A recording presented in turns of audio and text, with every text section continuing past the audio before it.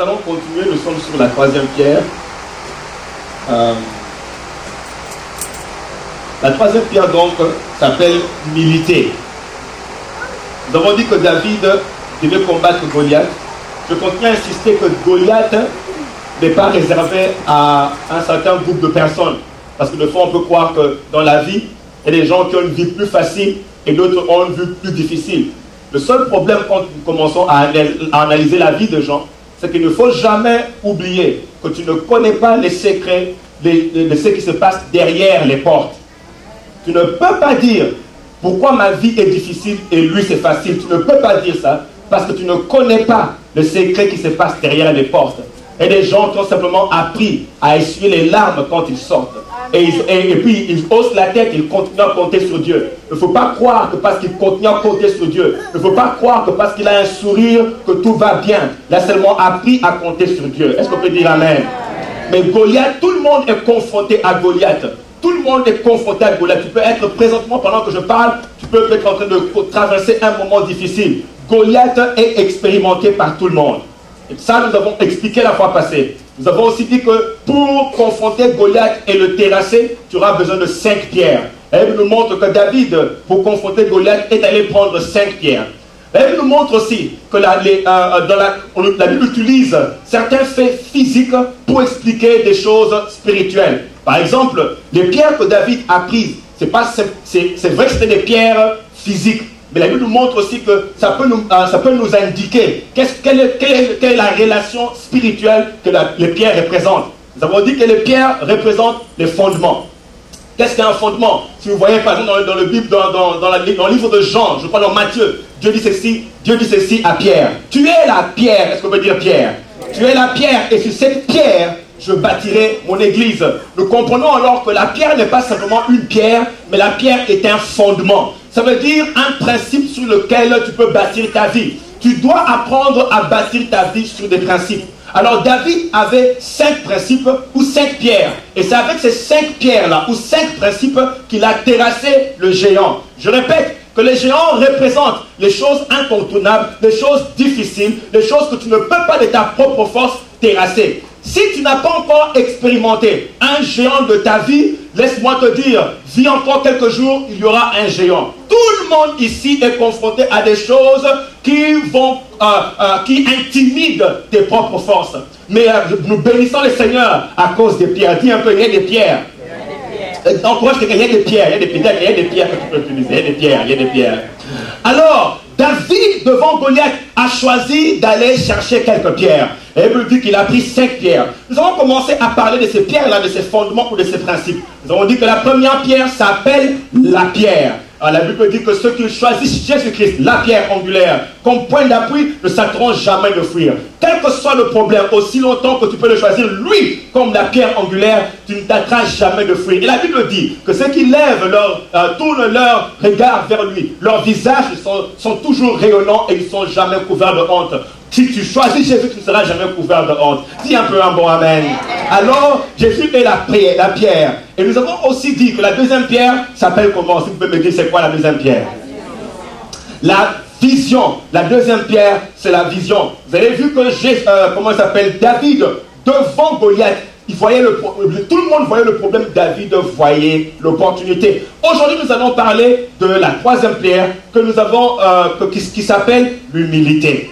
Peut-être que vous allez vous dire, qu'est-ce que l'humilité a à voir avec terrasser Goliath? Comment est-ce que tu terrasses Goliath, un géant, avec l'humilité? Parlons un peu de l'humilité. La première chose que je voulais vous dire, c'est que l'humilité a un produit ou l'humilité a un fruit. Laissez-moi vous parler du fruit d'abord de l'humilité. Comme ça, vous pourrez revoir ce fruit-là, le fruit que l'humilité produit dans la vie de David. En consultant la vie de David, vous ne verrez pas tout de suite où est son humilité. Mais si je vous parle du fruit de l'humilité, vous pourrez reconnaître ces fruits-là dans la vie de David. Est-ce que ça va? Parlons un peu de fruit de l'humilité et voyons la vie de David. Est-ce qu'il a ce fruit-là? Commençons par le fruit de l'humilité. La Bible nous dit ceci dans le livre de Proverbes 22. La Bible dit, le fruit de l'humilité. Est-ce qu'on peut lire ensemble comme une famille? On y va. Le fruit de l'humilité, c'est la richesse, la gloire et la vie. Laissez-moi vous dire que Dieu n'a pas l'intention de t'appauvrir. Dis un peu un grand amen à ça. Tu vois quelqu'un qui dit Dieu veut que tu sois riche, dis à quelqu'un cela, dis à quelqu'un cela, parce qu'il croit qu'être humble, ce n'est pas avoir l'argent. Vous savez, je pensais que être humble, ça veut dire ne pas avoir l'argent. Mais je viens de me rendre compte ici que la formule, si tu veux avoir l'argent, ça commence par l'humilité. N'est-ce pas glorieux? La Bible, oh, écoutez, il dit tu veux être humble, l'argent ne te suivre. Écoutez ce qu'il dit très bien. Ici, je veux parler à tout le monde qui voudrait avoir un peu dans leur compte. Qui veut avoir beaucoup dans leur compte. Écoutez et suivez-moi très bien. Dieu dit ceci, que le fruit ça veut dire, c'est que l'humilité produit. La conséquence, l'humilité va produire la richesse. Dieu dit c'est pas tout. L'humilité va produire la gloire. C'est comme si on ajoute, on augmente. Et l'humilité produit la vie. Essayons d'étudier la vie de David pour voir est-ce qu'il a fait ces trois choses. C'est simple.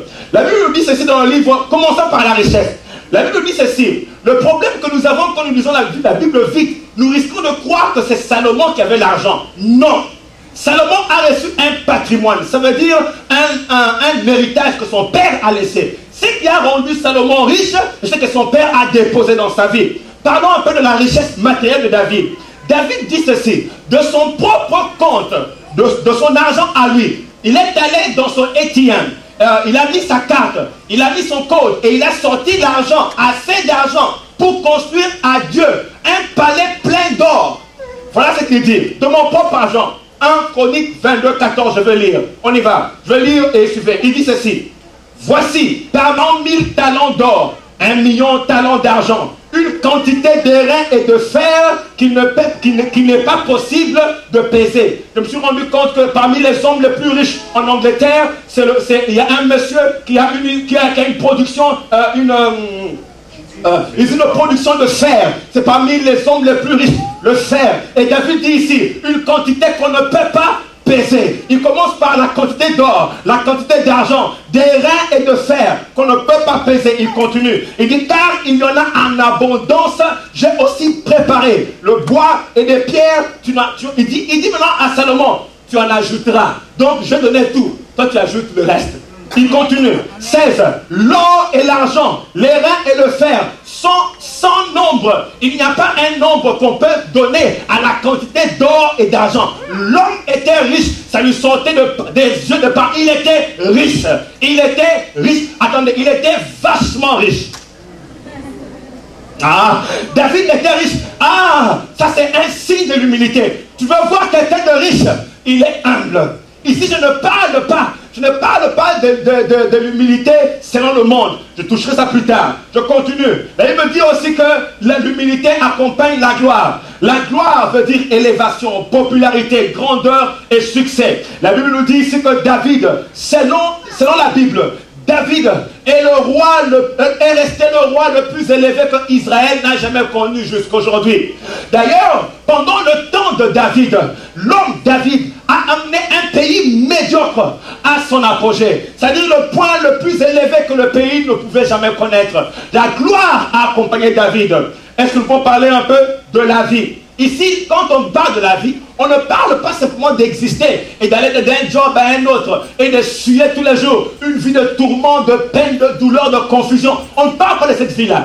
L'humilité amène une vie de qualité. L'humilité amène une vie sans angoisse, une vie sans peine, une vie sans tourment. En fait, une vie épanouie. Il dit amen à ça. Amen. La Bible dit ceci, écoutez très bien David dans 1 Chronique 23.1. Il dit ceci. David âgé et rassasié de jours. Oh mon Dieu. C'est-à-dire qu'il a tellement mangé les jours de sa vie. Il ne meurt pas en train de regretter pourquoi il n'a pas acheté ceci. Il ne meurt pas en train de regretter, mais si je pouvais. Il ne meurt, non. Il a vraiment mangé sa vie. Rassasié. Ça c'est une vie pleine, épanouie, de bonne qualité. Il y a quelqu'un bonne qualité de vie. Je voudrais dire à quelqu'un que Dieu n'a pas l'intention de te donner une vie médiocre, une vie de confusion. Non. Dieu a l'intention de t'amener de gloire en gloire. En fait, on a compris maintenant que dans la vie de David, et c'est quand nous parlons, bien-aimés, quand nous sommes en train de parler de gloire et d'élévation, nous ne sommes pas en train de parler d'une gloire et d'une élévation usurpée. Vous savez c'est quoi usurper? quelque chose que tu prends par force et que tu voles. Toute personne qui prend quelque chose par force est un hors-la-loi. Dites-moi ce que vous voulez, il est hors-la-loi. Parce que la loi établit des principes par lesquels tu peux augmenter. Il dit la formule est simple. Quand tu es humble, tu augmentes. Si tu vois quelqu'un qui est augmenté sans la loi, il est hors la loi, mais peut toujours être élevé. Le problème est celui-ci. S'il monte sans être élevé par l'humilité, il est obligé de protéger sa propre grandeur. Oh mon Dieu. Il sera obligé d'intimider les gens. Il sera obligé de penser que si tu montes un peu, tu vas lui voler sa place. Il sera obligé de fusiller tout le monde autour de lui parce qu'il a usurpé. Pas m'embêter. Mais quelqu'un qui a été élevé par Dieu sans usurper, il n'a pas volé, il n'a pas arraché, il n'a pas demandé. Dieu l'a élevé parce qu'il a appliqué la formule simple d'humilité. Il n'a plus besoin de se battre seul. Oh mon Dieu, il dort calmement, il n'y a pas de tourment. Il marche avec beaucoup de noblesse et beaucoup d'élégance. Pourquoi? Parce qu'il a été élevé par quelqu'un d'autre. Dieu lui tient par la main. Dieu contrôle tout autour de sa vie. Il n'a pas besoin de dormir avec tourment. Il est élevé par l'humilité. Il ne faut pas m'embêter. Est-ce qu'on peut continuer? Alors, nous avons vu ce que l'humilité peut faire dans la vie de quelqu'un et nous voyons très bien que David était élevé parce qu'il était un homme humble. Parce qu'il était un homme humble. Voyons un peu une chose que je voudrais souligner, qui est importante à comprendre et que je souligne très fort en marqueur et bic rouge. Cette chose que je souligne, c'est que l'humilité est toujours associée à la grandeur et l'élévation. L'humilité est toujours associée à la grandeur et l'élévation. L'humilité est toujours associée à la grandeur et l'élévation. La Bible dit ceci dans le livre de Proverbes 29-23. La Bible dit, celui qui est humble d'esprit obtient la gloire. La gloire est une chose que tu dois avoir. N'ose pas vivre sans la gloire. Parce que la gloire amène la faveur. Les choses que tu veux faire là, avec la gloire, elles sont faciles à faire. Amen. Je me suis toujours posé la question, pourquoi Dieu veut donner la gloire à ses hommes? Pourquoi? Parce que ce qu'il t'appelle à faire va demander la gloire. Si Dieu te demande de faire quelque chose, il faut que la gloire t'accompagne. Et Dieu dit ceci, c'est lui qui est humble d'esprit, obtient. Obtient, ça veut dire que d'office, tu n'as pas. Mais si tu peux appliquer la formule simple d'avoir l'humilité, tu obtiendras quoi? La gloire. Matthieu 18, 4. D'ailleurs, il me dit, quiconque se rendra humble, comme ce petit enfant, sera le plus grand dans le royaume de Dieu. Jésus confirme que si tu peux être humble, ça sera associé à la gloire et à la grandeur. Donc l'humilité est toujours associée à la gloire et à l'élévation. Est-ce qu'on peut dire l'humilité est associée à la gloire et à l'élévation? Bien aimé, permettez-moi de vous expliquer certaines choses avant de toucher c'est quoi vraiment l'humilité. Je voudrais vous expliquer ceci, que Dieu a un plan d'élévation pour ta vie. Le plan de Dieu ne va jamais te laisser intact. Le plan de Dieu ne te laissera jamais intact. Si j'étais vous, je mettrais un grand sourire sur mes lèvres. Parce que le plan, je bénis le Seigneur.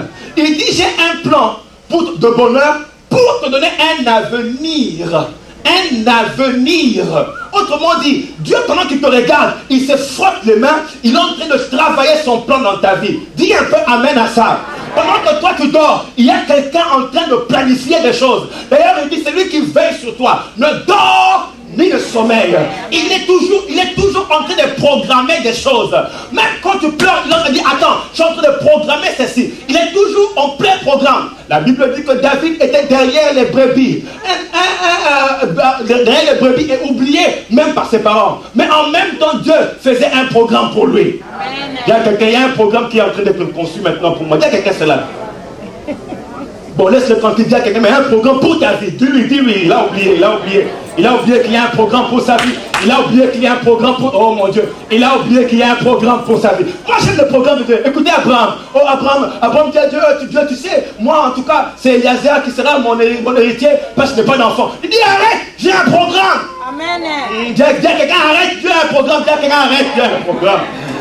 Ah, il dit, comment ça s'appelle Eliezer sera mon dit, arrête. Quand tu commences à faire des plans que tu vas mourir, Dieu dit, tais-toi, il y a un programme, tu as encore quelques jours à vivre, quelques années à vivre, il y a un programme. Amen. Oh, il y a un programme. Amen. Alors la Bible dit ici que Dieu a un programme, selon Jérémie. Dieu dit qu'il a un programme de bonheur. est un programme pour te donner un avenir. Le programme de Dieu, je répète, c'est un programme pour t'élever. Le programme de Dieu, c'est un programme pour te donner la grandeur. Le programme de Dieu ne te laisse jamais médiocre. Quand tu entres en contact avec Dieu, ta vie commence à prendre une autre vitesse. Avec Dieu, il y a toujours un avant et un après. Dieu ne satisfait pas simplement tes besoins spirituels, mais il va satisfaire tes besoins matériels. Il ne faut pas m'énerver. Dieu sait très bien que tu n'as pas mangé. Dieu sait très bien que tu as besoin d'avoir des amis autour. Dieu sait très bien que tu as besoin d'avoir un compte rempli. Il sait tout ça. Il ne faut pas croire que Dieu ne voit que la partie spirituelle. Il voit tout. Amen. C'est pour ça qu'une femme comme Anne est allée dire à Dieu, donne-moi un enfant. Il dit, ah, c'est bien, c'est bien. Tu as demandé à la bonne personne. Tu as frappé à la bonne porte. Amen. Dieu voit tous les besoins, mais le programme de Dieu, c'est un programme d'augmentation. Mais la première chose que Dieu doit établir, parce qu'il sait que l'humilité est quoi? Associée à l'élévation, la grandeur. Comme l'humilité est associée à la gloire et la grandeur, il doit déposer l'humilité en toi, parce que c'est le seul moyen de t'élever. Vous me suivez, n'est-ce pas? On comprend la formule. Le plan de Dieu est un plan d'élévation, mais il ne peut pas t'élever s'il ne te donne pas l'humilité. Parce que l'humilité, c'est la formule vers l'élévation. Alors, il doit mettre l'humilité en toi. D'ailleurs, tu ne peux même pas bien prier sans l'humilité. La Bible dit ceci. Si mon peuple, sur qui est invoqué mon nom, s'humilie d'abord, avant même de prier et de chercher ma face, il dit, humilie-toi d'abord. Et puis il dit, je t'exaucerai des cieux. Je lui pardonnerai et je guérirai son pays. Il dit, mais commence d'abord. Ne prie pas encore. Commence d'abord par t'humilier. Ça, c'est le secret d'activer même le reste de l'histoire de ce verset. Tu ne peux même pas recevoir sans t'humilier. Et il me dit ceci. Selon la parole de Dieu, et quand vous lisez ce passage ici, elle me dit, quiconque se rend humble. Laissez-moi ouvrir une parenthèse importante. C'est que nous ne sommes pas d'office humbles. Je ne sais pas quel groupe peut m'aider. Nous ne sommes pas d'office humble. Tu ne nais pas humble. Autrement dit, maintenant pendant que je parle, il y a un pourcentage d'orgueil en toi. Bon, c'est vrai, on a tous l'air très poli, très calme. Mais laissez-moi exposer certaines choses vraies. Il y a un pourcentage d'orgueil en nous tous. Et si on va toucher cette partie-là d'orgueil, la personne calme et noble que tu vois là, elle peut te sortir des choses bizarres.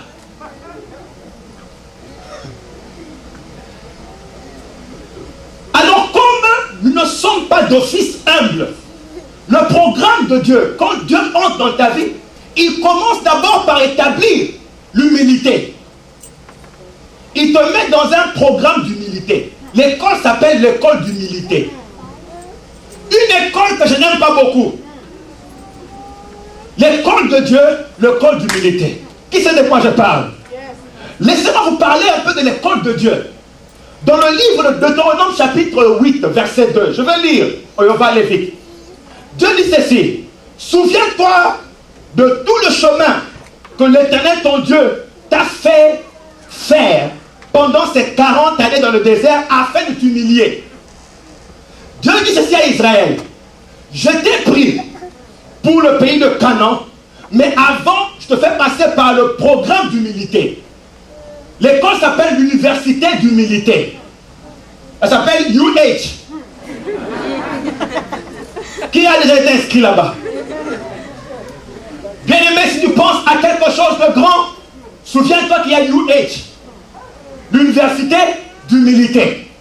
Si tu penses à élever les enfants, souviens-toi qu'il y a UH. L'univers. Oh, ces enfants. Il y a un pasteur une fois qui passe à la télévision et dit, Seigneur, je ne te comprends pas. Quand je chasse les démons, ils sont soumis, ils partent. Cet enfant de 3 mois, il prie toute la nuit. J'ai pris qu'il s'était, il s'était même pas. Il te prie il te pleure toute la nuit. J'ai cajolé, j'ai fait tout, je l'ai mis dans la voiture, j'ai allumé pour que la voiture ronronne et qu'il pleure et qu'il dorme. Non, il ne dort pas. Mais les démons sont soumis. Comment cet enfant? D-U-H. Ah oui, si tu veux avoir quelque chose d'excellent dans la vie, tu passeras par UH. Tu vas avoir un mariage excellent. il y aura New Age. Si tu veux avoir une compagnie qui marche, il y aura New Age. Si tu veux avoir des choses selon Dieu, New Age. Frappe quelqu'un qui dit New Age. Demande-lui, est-ce que tu as gradué de New Age? Il a eu combien? Tu demandes combien? Le programme de Dieu, si tu passes par New Age et que tu ne réussis pas, tu vas répondre. Tu répondras jusqu'à ce que tu réussisses dans New Age. Dieu ne te laissera jamais passer. Tu ne dois passer avec des points, satisfaisants. Sans ces points-là, tu ne passes pas. Est-ce qu'il y a quelqu'un qui sait de quoi je parle? A déjà fait le New Age un peu plus longtemps. Oh mon Dieu, Israël a fait 40 ans dans New Age. Dieu dit très bien, quand je vous ai pris, je devais vous programmer dans New Age pour apprendre des choses qui maintiennent l'élévation. Passez par New Age. Et il me dit, écoutez très bien, pendant ces 40 années de Deutéronome 8.2, je t'ai humilié pour t'éprouver, pour savoir quelle est la disposition de ton cœur. Et si tu garderais ou non mes commandements. Je t'ai humilié, t'as fait souffrir à la fin. Ta nourriture était la manne. Tu ne connaissais pas. Tu n'avais pas connu, que tes pères n'ont pas connu. Afin de t'apprendre. Donc Dieu te met dans New Age. Et il utilise des choses bizarres dans New Age. Avec Israël, il a utilisé des scorpions, des serpents d'airain. Il a utilisé la faim. Ils ont mangé la manne. Des choses bizarres. Tout ça à l'université de New Age. Qu'est-ce que tu es en train d'apprendre maintenant dans New Age? Dans New Age, Dieu vide les comptes. Dans New Age, il te donne un boss bizarre. Dans New Age, il te donne des amis qui te laissent. Dans New Age, il te rend seul de fois. Dans New Age, tu pleures. Dans New Age, ça fait mal. Mais tu vas apprendre, bien aimé. Dans New Age, mais New Age, je n'aime pas New Age. Mais on est tous obligés de passer par. Il y a quelqu'un, est-ce que tu veux passer par New Age?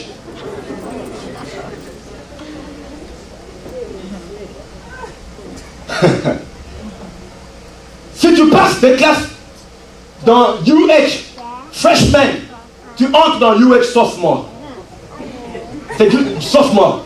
Quand tu termines New Age sophomore, tu passes dans New Age junior. Quand tu termines New Age junior, tu passes dans New Age senior. Là-bas maintenant, tu deviens comme Jacob. J'ai entendu parler de toi. Ah, maintenant je t'ai vu. Là-bas maintenant tu parles comme David. J'étais jeune, tu es veillé. Je n'ai jamais vu le juste abandonné, ni sa postérité. Bon, ça c'est quand tu deviens senior. Les seniors ne parlent plus beaucoup. Ils ont été formés par Dieu tellement qu'il n'y a que des paroles de foi qui sortent de leur bouche. Tant que tu donnes d'autres paroles, tu n'as pas encore fini New Age. Tu as encore beaucoup à apprendre. Tant que tu penses que tu es fort, attends que tu passes dans senior. Quand on va te montrer que tu ne connais rien. New Age, quand tu sors de là, tu dis je ne connais rien. Mais je compte sur l'Éternel. Dans New Age, on n'est plus arrogant. Dans New Age, on ne compte plus sur les talents. Dans New Age, on devient très humble. Et il me dit que David, il y avait un des esclaves, je ne sais pas qui, de monsieur qui s'appelait, j'ai oublié son nom, j'ai oublié son nom. Il y a un monsieur qui voit David qui fouillait son fils en train de couper, comment il s'appelait? Barzil, hein? Non, pas Barzil. Il y avait un monsieur qui voit David qui fouillait son trône devant son fils qui le poursuivait. David arrive dans le désert, il y a un monsieur qui vient, qui jette la poussière sur David et il jette des pierres. Il dit, voilà, toi un chien, qu'est-ce que tu croyais? Voilà comment Dieu t'a fait. David est encore dans New Age, c'est un peu New Age. Pendant que les gens jetaient les pierres et tout ça, David en plein New Age est en train de faire son examen. Écoutez la réponse de David. Écoutez, les dames de corps de David, qui ne connaissaient pas encore très bien New Age, disent David, laisse-moi aller l'enlever, lui couper la tête. Comme ça, c'est ce chien mort qu'il meurt, lui qui parle à toi, un grand roi. David dit, laissez tomber, on ne sait pas. C'est Dieu qui l'a envoyé. Ici, je suis en plein New Age. New Age t'apprend à devenir humble au point. Tu n'as plus de coups à rendre. On te donne un gifle à droite, tu donnes à gauche, parce que tu es en plein New Age. Tu n'as plus à parler, tu n'es plus arrogant. New Age, tu te rends compte que tu n'es plus arrogant. Tu es en plein New Age. Hey! New Age. À New Age, quand tu as l'argent, avant de dépenser, tu vas d'abord à Dieu. Qu'est-ce que je fais avec? Parce qu'avant, je pensais que je peux tout faire avec ce que je veux. Mais quand Dieu t'enseigne, es-tu déjà entré en plein dans ton frigo? Tu ouvres On l'appelle. La porte de ton frigo et il n'y a rien. Ça, c'est UH.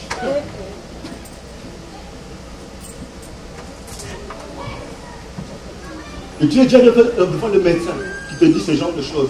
On ne sait pas quoi faire. Ça, c'est UH. Dites un peu UH. Nous allons terminer ici parce qu'on doit continuer le dimanche prochain avec UH. Mais ma prière, c'est que tu puisses graduer de UH pour conquérir les choses de Dieu. Après avoir gradué de UH, il y a un sourire sur tes lèvres. Parce que tu sais que Dieu est totalement au contrôle. Quand on t'insulte, tu dis non, laissez-les parler. L'Éternel, mon Dieu, est au contrôle. Quand on te vole, tu dis non, ça va. L'Éternel, mon Dieu, est au contrôle. Quand le médecin vient un peu inquiet, il dit on ne comprend pas, tu dis non, ça va. L'Éternel, mon berger, est au contrôle, je ne manquerai de rien. David a un roi, un grand roi, s'appelle brebis. Il s'est dit je suis une brebis du grand roi. Pourquoi? Après l'ouest, je sais qui est Dieu. Dieu dit je vous fais passer par ce désert pour que vous puissiez apprendre qui je suis. Tu risques de croire que tu es un peu fort parce que tu as 100 $ en compte. Attends, je vais te montrer qui je suis. Tu risques de croire que tu as quelque chose parce que les gens t'acclament. Attends, je vais chasser tout ce monde ici qui t'acclame. Et ils vont t'insulter. Comme ça, tu sauras qui est Dieu. UH. Dis à quelqu'un, nous sommes dans UH, ça ira. Dis à quelqu'un, ça ira. On passera des classes. On sortira un peu boiteux, mais ça ira. Non, c'est vrai. On sortira un peu boiteux, mais ça ira. Vous savez, Jacob pensait Jacob pensait qu'il connaissait beaucoup de choses. Parce qu'il était allé travailler pour son beau-père, il a eu beaucoup d'argent. Il sort de là, Jacob va maintenant confronter Dieu. Dieu lui brise l'emboîture de la hanche. Il sort de là boiteux. Il devient Israël. UH. Il devient senior dans UH. Il a gradué. Dis à quelqu'un, ça ira, t'inquiète pas, ça ira. Non? On sortira de UH, on sortira de là. C'est pas pour te tuer, mais c'est pour que tu puisses graduate. Dis un peu UH. Est-ce qu'on peut acclamer le Seigneur? Le dimanche prochain, nous allons continuer avec UH. Est-ce que nous pouvons lève un peu ta main, le Seigneur Jésus? Je reconnais que UH est difficile. Mais UH est un programme d'élévation, de guérison, d'augmentation, de grandeur. Donne-moi la grâce de continuer à prendre mes tests et d'apprendre et de graduer pour que je dise comme Job, après être multiplié, j'ai entendu parler de toi, j'ai entendu du témoignage des autres, mais maintenant moi-même je vois ça dans ma vie. Je reçois la grâce de marcher dans UH et de graduer au nom de Jésus. Dis un peu, je reçois